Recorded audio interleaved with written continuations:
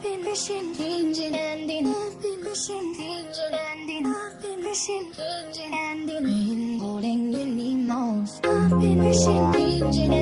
yeah.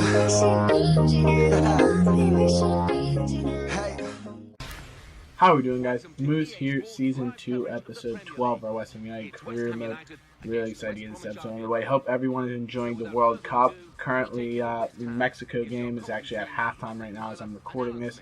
So updates should be out by the time that game is concluding. Looking forward to that Spain-Netherlands fixture today. Should be fantastic. So, obviously, we're going to get into a game here against West Bromwich Albion. Coming out in our 4-3-2-1 formation. Lacazette and Jarvis sitting behind Carroll. We're playing our full first team lineup with the exception of Collins in at center back. Tompkins actually on the bench as he's ready to come back from injury. And Jordan Spence getting the start at right back. So the youngster getting the start over Demel, who obviously was our right back starter last year and had deputized for Kieran Trippier. But West Brom counter in a 4-2-3-1 with Long up front. Sessegnon going to sit behind him.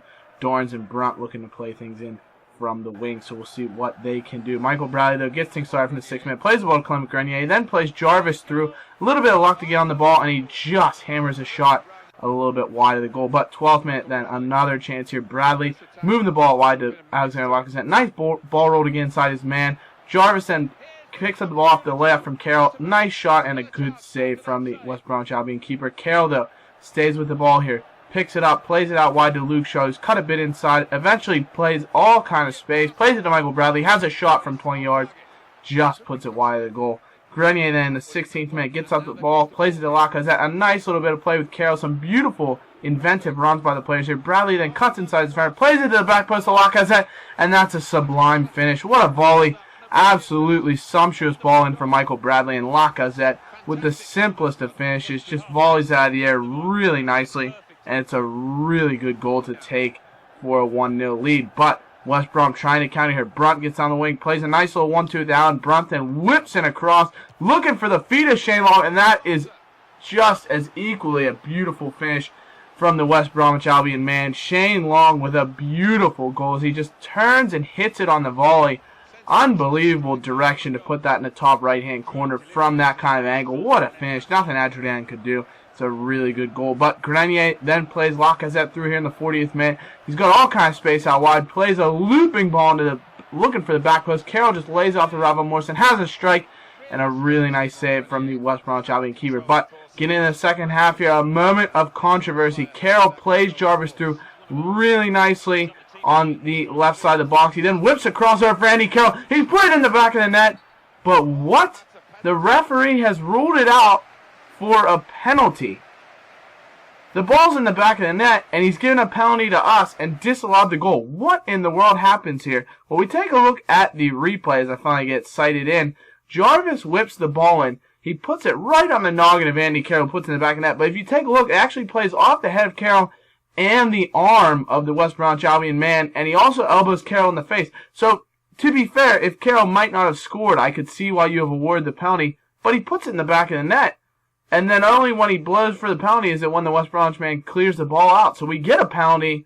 A little bit ridiculous, clearly. It should be 2-1 West Ham right now. We should have the lead. We shouldn't have to deal with this penalty situation.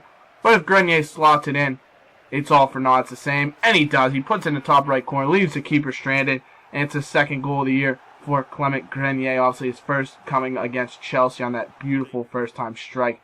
But that said, Grenier then plays Lacazette through in the 67th minute. He's got all kind of space, looking to have a shot, and he just blazes over the top of goal.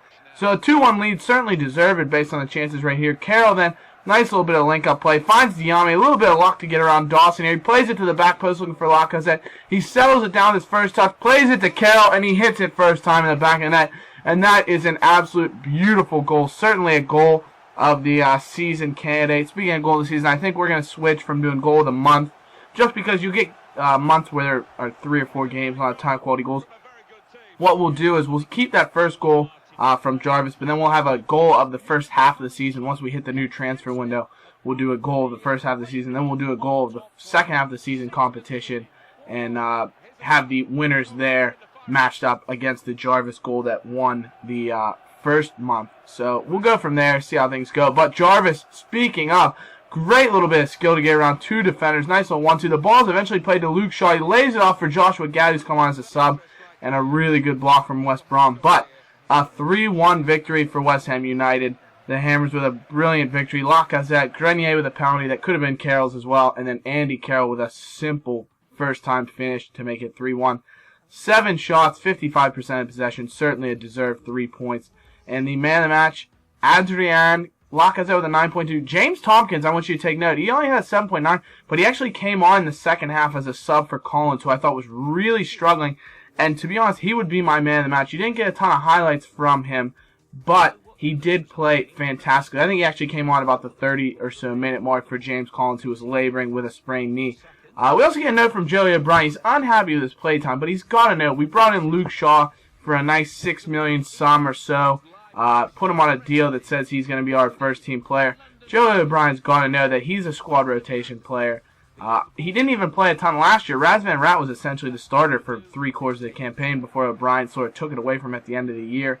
So he's got to understand his role at the club, and hopefully we can sort that out with him. We're currently sitting in 4th, level on points with Chelsea, but ahead on goal difference as we come in against Fulham, heading to Craven Cottage. They're coming out in a 4-2-3-1. As you can see, they've acquired Kabul at the back, so that's an interesting transfer. And they have Radiega with Ruiz sitting behind him up front. Obviously, they lost the Tarat loan deal as he's gone back to QPR, but we didn't see him in the QPR lineup, so I'm not sure what is currently the situation with him. But obviously, coming out in our typical 4-3-2-1, Noble sitting in for Michael Bradley. Dos Santos also getting a role in at central midfield, and we'll see how things go. Demel getting that start right back. He makes a horrible turnover. The ball's played to Radiega, and it's a simple finish past Adrian. Horrible mistake from Guy Demel, and he's certainly not making a case as to why he should still be playing it right back after Spence had a really solid game, especially the last few games. He's actually played really well, and Demel with a horrible giveaway leads to Fulham's opener to start things off here. A ball then played over the top right to Radiega in the 16th minute, and he nearly makes it 2-0, but he's very wasteful on the finish. Parker then, as Fulham is all over us here, really struggled to get anything going in this game. Williams, Demel dives in, gets beaten again. Winston Reed, you can't do him any favors either. He gets beaten as well, but Williams with a simple finish to the bottom corner after getting past 2 defenders. Really poor marking, but a really nice goal. Can't take anything away from the Fulham man. But Brian Ruiz, now the Costa Rica international, plays the ball out wide to Briggs, then into Steve Sidwell, lays it back for Briggs. Another chance here, and Adrian left stranded, but the finish wasteful as it goes just outside the right post. And we really haven't threatened the Fulham goal at all. Finally, Grenier with a nice tackle, gets the ball away, plays it forward to Matt Jarvis, who has the pace to get past Kabul. He eventually tries to whip in across, finds the head of Andy Carroll, and this one's going to count. You can't take it away from him. He picks that ball up, son.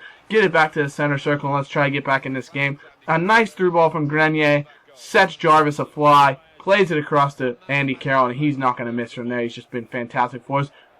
Lacazette then plays the ball out wide to Matty Jarvis. He whips it back to Lacazette, and Robin Van Persie, he is not, as he tries to hit a volley similar to Robin Van Persie's goal against Aston Villa in the 2012-13 BPL campaign, but just very wasteful. Can't put it on target, not even in the ballpark. Nearly another goal for Fulham here, but really good defending to keep away that rebounded header. 80th minute now, Shaw coming, moving the ball up to Lacazette, who switched out to the left side. Nolan's come on as a substitute, plays it to Andy Carroll, sees the run of Matt Jarvis, he's got him at the back post. Can he tie it? A really good save from the Dutch goalkeeper Martin Stecklenburg as we try and level things up here. 83rd minute now, Noble to whip in a free kick, looking for Bradley, who's come on, he plays it back to Andy Carroll! Wow. What a save. That could have been the equalizer. Bradley did so well to knot it down for Andy Carroll, and he just couldn't finish. Carroll then plays through Lacazette. We've done so well with these substitutions, clearly showing how much Bradley means to the team, as we played so well when he comes on. Lacazette blazes it over, and it's a 2-1 defeat. So 3 points lost, really disappointing. But to be fair to Fulham, they did dominate clearly in the first half, and well-deserved victory, as we did fight back, though, with 13 shots, 5 on target. Nobody really played very well in this game, to be honest.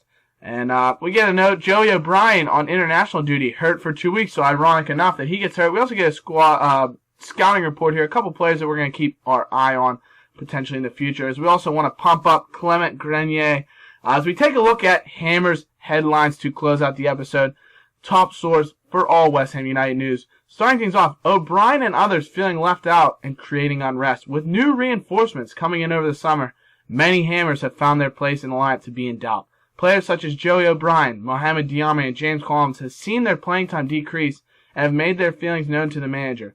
All these boys know that they're competing for a spot, said Moose, but they have to realize that we're working for a greater goal here and need everyone on board to achieve. We'll see if this leads to anything in the upcoming January transfer window. Also, manager demanding more of new sign Grenier.